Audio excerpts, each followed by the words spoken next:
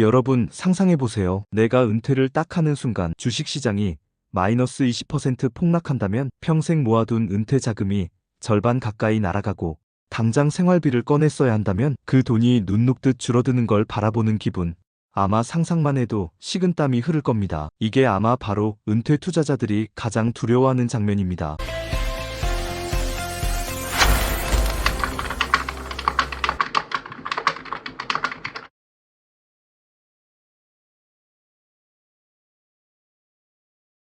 은퇴 초반에 하락장을 맞이하면 단순히 손실만 보는 게 아니라 생활비까지 인출하면서 포트폴리오가 예상보다 훨씬 빠르게 고갈됩니다. 하락하는 자산을 보며 매달 생활비를 꺼내 쓰는 일 자체가 큰 부담이 될 수 있습니다. 이걸 금융에서는 순서 위험이라고 부릅니다. 같은 평균 수익률을 기록했더라도 어떤 순서로 수익과 손실이 오느냐에 따라 은퇴 후 잔고는 천국과 지옥으로 갈립니다. 여러분, 실제 예시를 한번 보시죠. 두 투자자가 있습니다. 둘 다 똑같이 1억 원으로 은퇴 생활을 시작했고 둘 다 평균 연 4% 수익률을 기록했습니다. 그런데 결과는 완전히 달라집니다. 먼저 상승장에서 은퇴를 시작한 경우입니다. 1년 차에 20% 수익이 나면서 자산이 1억에서 1억 2천만 원으로 불어납니다. 여기서 생활비 700만 원을 빼도 1억 1,300만 원이 남습니다. 2년 차에도 15% 수익이 나서 자산이 약 1억 2,995만 원이 되고 다시 생활비 700만 원을 빼도 1억 2,295만 원이 유지됩니다. 3년 차에도 10% 수익으로 자산이 더 커지고 생활비를 또 700만 원 빼도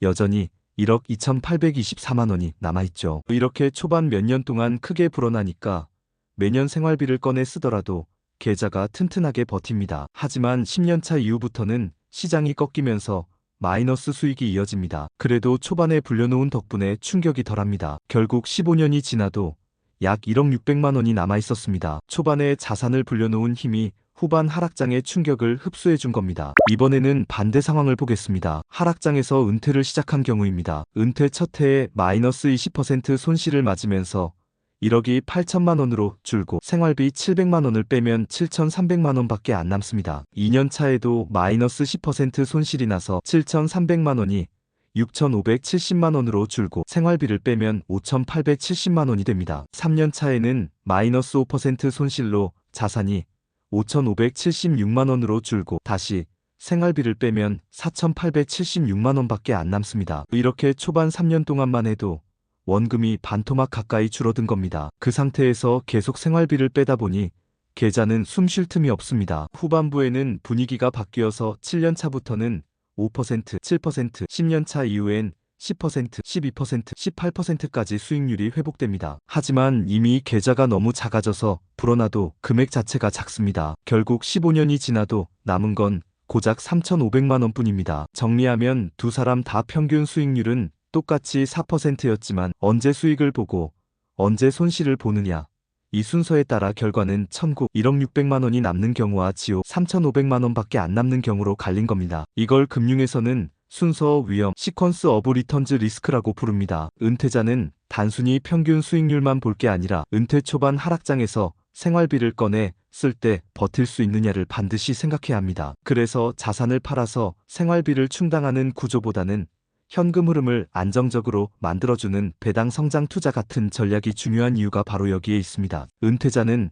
단순히 평균 수익률만 볼 게 아니라 은퇴 초반 하락장에서 생활비를 꺼내 쓸 때 버틸 수 있느냐를 반드시 생각해야 합니다. 그래서 자산을 팔아서 생활비를 충당하는 구조 대신 현금 흐름을 안정적으로 만들어주는 배당 성장 투자 같은 전략이 중요한 겁니다. 같은 성적표인데 출발 시점 때문에 결과가 이렇게 달라진 겁니다. 여러분, 이게 무섭지 않습니까? 우리는 은퇴 시점을 마음대로 정할 수도 없고 은퇴 시기에 시장이 어떤 모습일지 통제할 수도 없습니다. 그러니 시세 차익형 투자만으로 은퇴를 준비한다는 건 사실상 운에 내 노후를 맡기는 것과 다르지 않습니다. 여기서 배당성 장형 투자자의 차이가 드러납니다. 투자자는 주가가 오르락내리락 해도 생활이 흔들리지 않습니다. 왜냐하면 기업이 매년 지급하는 배당이라는 현금 흐름을 기반으로 생활하기 때문입니다. 배당은 매달 혹은 매 분기마다 통장에 꽂히고 좋은 기업들은 그 배당을 매년 조금씩 늘려줍니다. 즉, 시장이 하락해도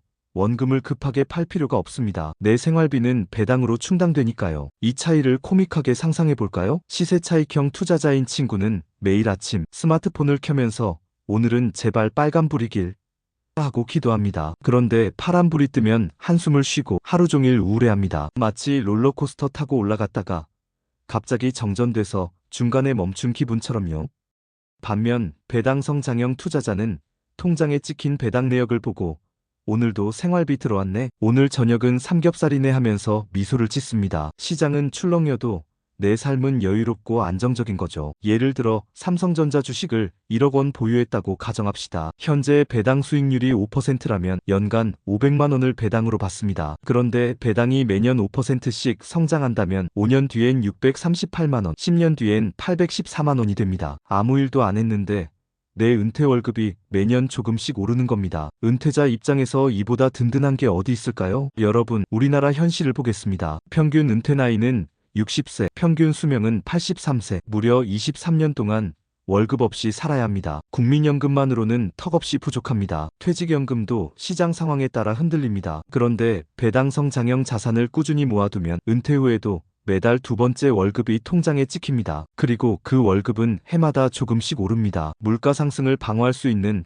가장 현실적인 방법이 되는 겁니다. 사람들은 주식 투자라 하면 언제 사서 언제 팔아야 하나에만 집중합니다. 가격이 떨어지면 불안하고 오르면 기분이 좋고 내 감정이 주가에 따라 춤을 춥니다. 그런데 은퇴를 앞둔 사람에게 가장 필요한 건 안정적인 현금 흐름이지 매일 출렁이는 가격이 아닙니다. 시세 차익형 투자도 분명 장점이 있고 젊을 때는 짜릿할 수 있습니다. 하지만 은퇴라는 인생의 두 번째 챕터에서는 배당성 장형 투자야말로 마음 편한 길입니다. 제가 드리고 싶은 메시지는 단순합니다. 남들이 주가를 얼마나 평가하든 그건 중요하지 않습니다. 중요한 건 내가 매년 받는 현금 흐름이 꾸준히 늘어나고 있느냐입니다. 배당성 장형 투자자는 기업이 성장할수록 내 은퇴 월급도 성장합니다. 그래서 은퇴 후에도 웃으면서 이렇게 말할 수 있습니다. 오늘도 내 통장에 월급이 들어왔다. 여러분, 주식 가격은 흔들려도 배당은 나를 배신하지 않습니다. 이게 바로 노후를 위해 가장 안전하고 여유로운 투자 전략입니다. 오늘 이 영상을 끝까지 보셨다면